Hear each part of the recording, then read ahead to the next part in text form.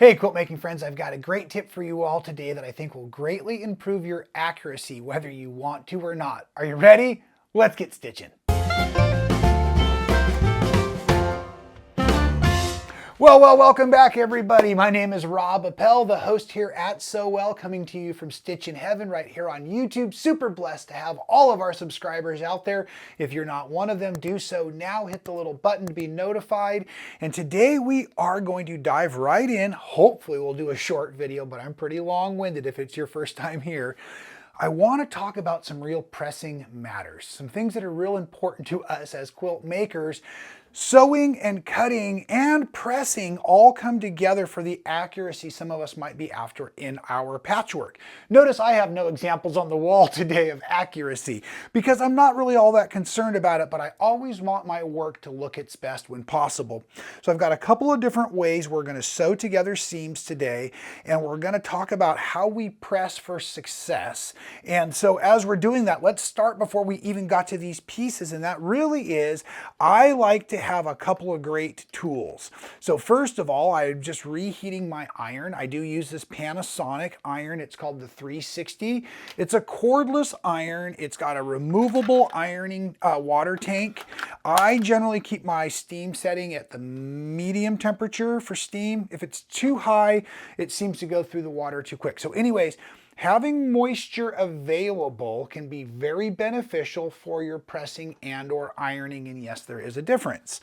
So here you see a piece of fabric straight off of the bolt. You probably notice some of the folds and creases. So before I ever cut for patchwork, the first thing I do, get comfortable, and I'm going to go ahead and take and press. Or actually, I guess this is technically ironing. So if I understand correctly, pressing would be like what we do for our seams after our patchwork or applique. Where ironing is more what we do to our garments or our fabric as we're getting prepared for cutting. So right now, I want this big, beautiful piece of fabric to be nice and flat before I cut into it. And I'm even gonna press, can you hear?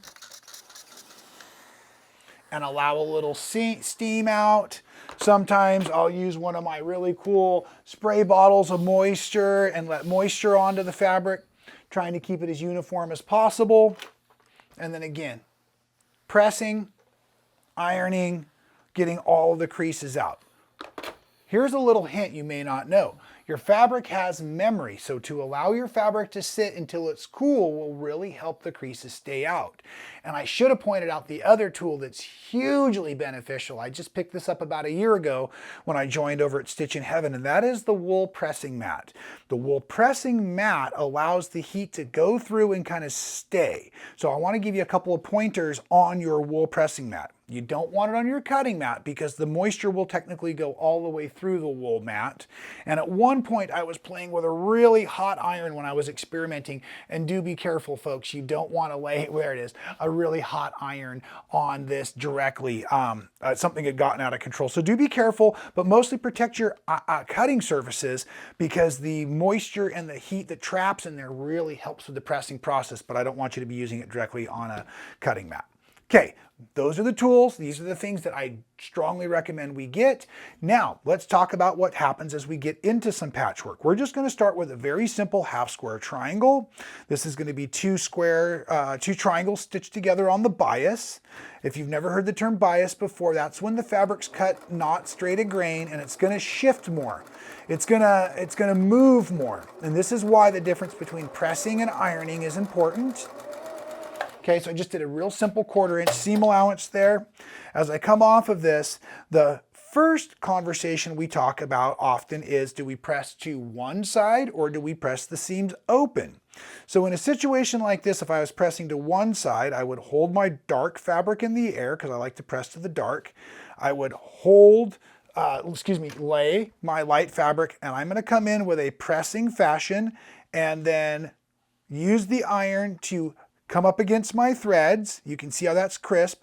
And then I actually like to just let the iron sit on it for a few seconds. Okay, so now this is my standard format. I have pressed my fabrics to one side and then I would be ready to trim. Let's go ahead and show you something else. And this is also helpful if you ever have to take out your seams If your thread doesn't work, something doesn't align, then go ahead and take a moment and actually press your fabric, your patches back to the way they were outside of the machine. Okay, and then the other thing a lot of folks will try to do is they'll go ahead and press this open. Pressing it open takes a little bit more finesse. And in that situation, let me get you a good example, but I'm just running my finger in front of the tip of the iron now. And I am doing a little bit of that ironing motion up the center of my seams. And this is what we refer to as pressing or ironing our seams open instead of to one side. The advantages of this is as we get more and more seam allowances, we're going to have less bulk and more accuracy and less challenges in the machine quilting. It does take more time, and for a simple piece like this, it's really dealer's choice. It's what you want to do based on where you're heading in the kind of project and how much bulk is really going to come together. Sometimes these half square triangles will sew onto a square, and at that case there's not nearly the bulk that happens in there, and therefore I would just press to one side because I'm not the best at pressing those seams open. My friend Tiffany, however, is great at that, and that really helps her excel. So that's one way of doing it, and you'll notice on that there was nothing else coming into play yet. Now let's take a seam like this real quick to discuss. Seam here, and then we're going to put on this triangle second. So I want to show you that I'm going to press after each seam. So now I'm going to go ahead and stitch this down, and with my triangles I'm just lining up my square edges. The more accurate you sew, the more accurate your pressing will look, and the more accurate you press, the more accurate your sewing will look. They go hand in hand, and that's why we need to discuss it all together. So here, this is a rule my friend Charisma taught me, but as I'm going to cross over anything, I've got to press this before I can add on anything to this side or to this side. So now let's go ahead, and for this, I'm going to press actually into my triangle. Same thing, I'm just letting the heat hit the thread. Now I'm going to go ahead and let the whole iron sit on all of my fabric. And look at how beautiful and crisp and straight that seam looks. Okay, on the back side, it's been pressed to one side, and either way I had to press that over so that now as I sew on this triangle can run over the top of the first triangle. So let's do that for you. Lining those up.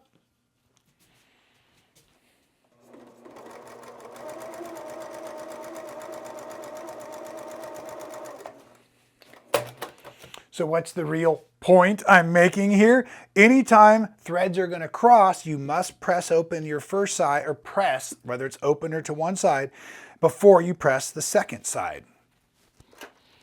And again, letting that iron just hit that thread. And now you can see what a beautiful patchwork we have. Those little dog ears would be trimmed off later, but the rule I was trying to teach you here is when one union is going to be crossed by the other, we absolutely need to press first. Same situation would be on something like a tall triangle, right? Because these are going to come together and overlap. So as this one, it even looks wonky when it goes on here. So as I lay that on and lay that on, all of the edges are going in different directions kind of. So if we were going to sew this one on,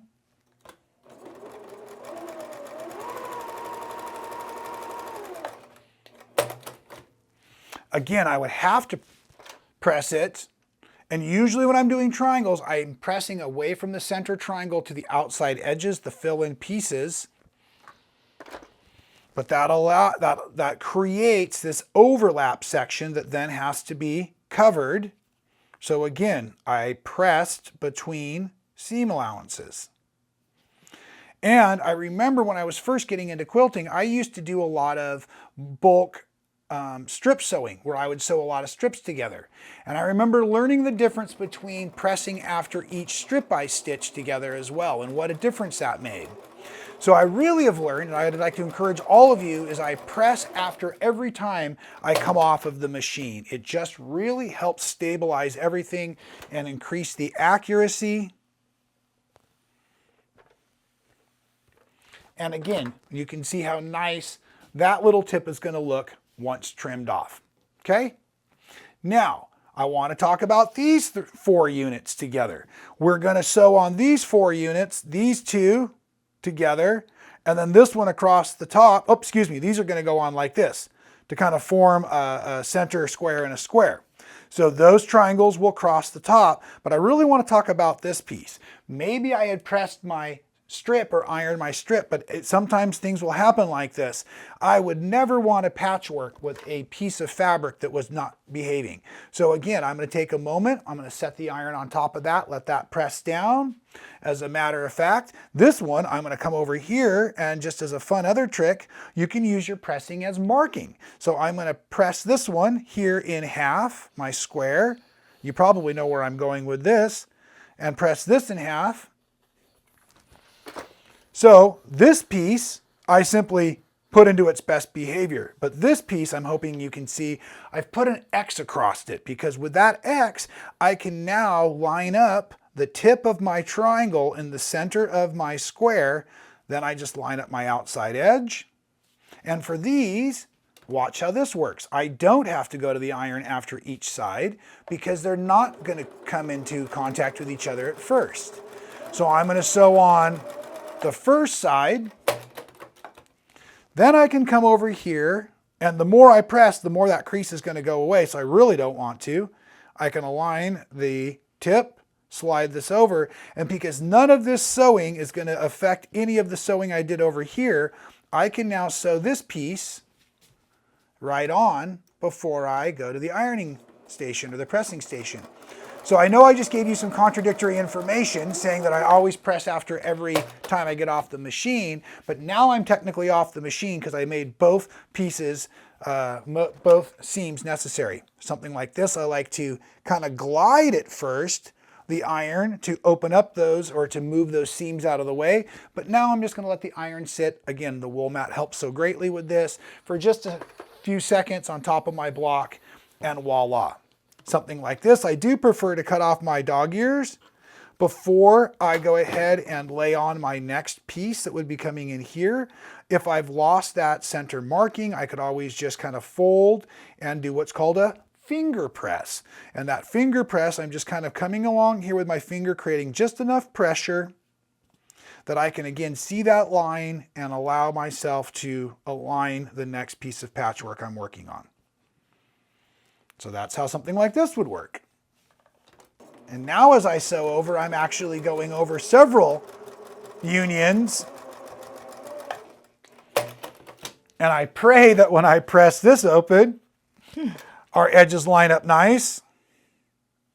So you see I used a little bit of my non-dominant hand to control the fabrics as I approach.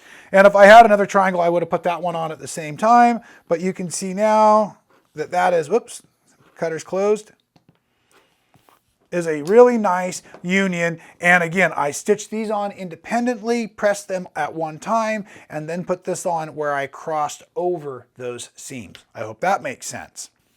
Another little trick, and it's mostly an alignment trick, same kind of concept. We're going to put 2 pieces here on the edge of this rectangle. Notice that the tips are going to run long, and then when that triangle comes over the top, it's going to cross over them greatly. So this is one of the ones, because the fabric is getting smaller and smaller. These units were left over from another design, and it's actually our swirling waters, our Storm at Sea tutorial if you'd like to see it. It's available here. But at any rate, these pieces here are getting pretty tiny, so the more accurate we're going to have to stay. So here I'm going to lay on this, and I'm going to sew that edge and that edge. I know you're probably hearing a lot more about sewing than pressing, but that's all hand in hand, because now what I want to do is I want to do a nice seam allowance again across here. You might even be able to see that it's already shifted, however, because it was such a small piece of fabric. I can go ahead and put this side on this over here because they don't cross over each other.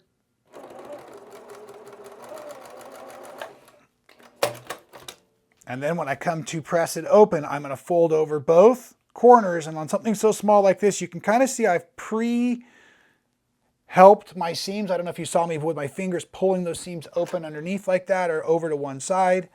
And now as I want to press this down And because the pieces have gotten smaller, truly manipulation can come into play, and I can just kind of bend that a little bit when sewing, and that'll still straighten back out. If I want to put on this top piece again as I cross over, now I take off those dog ears at the top, and we are ready to go ahead and set on another triangle if we wanted to, or any other shape like that. Something like this even could fit in here because of my overlap, although that would be one heck of a seam to manage next time, no matter how properly you pressed after that. So I'm just goofing around at this point, but I wanted to give you some great and easy to manage tips on your pressing so that you can really add a little bit more accuracy to all of your patchwork quilt making. So let's go over the review again. If we're going to be going over a seam that is a single seam independently, you can press to the dark side to help not allow some of this bleed through that you see of the seams. You can press your seams open. That'll allow for not as much bulk in your seam allowances when you join union to union. If you're going to be doing anything where you're sewing an immediate crossover or fabric over another fabric, you're going to want to go ahead and press immediately open, like we did in these two, before you add on your second piece. What we are doing in these kinds of pieces is discussing that you can actually sew on both pieces as long as they're not crossing over, and then come to your pressing station. And real quick, let's discuss again the difference between pressing and ironing. Ironing is for that nice glide where you're taking out the wrinkles over big things like garments or your bolts of fabric, and your pressing is best used for your patchwork. And on my wool mat, one of the things I really love, thank you Abby Stevens for teaching me this, is just using my iron as I'm getting my pieces organized. Look, she's like using it like a little bacon presser. Uh-oh, one went missing, there it is. Don't go so fast that you have accidents as well, like that. And then pressing, lifting, pressing up and down will really help set those seams perfectly. And I certainly hope you've learned something beneficial that will continually help you grow as a quilt maker. Please let me know in the comments below what other kinds of skill sets you're struggling with, if that be the case. How can I help you? How can I encourage you? How can I support you right here at So Well so that we can all continue to grow as an incredible quilting community together? Till I see you next time, friends, please stay well. Thanks for being here.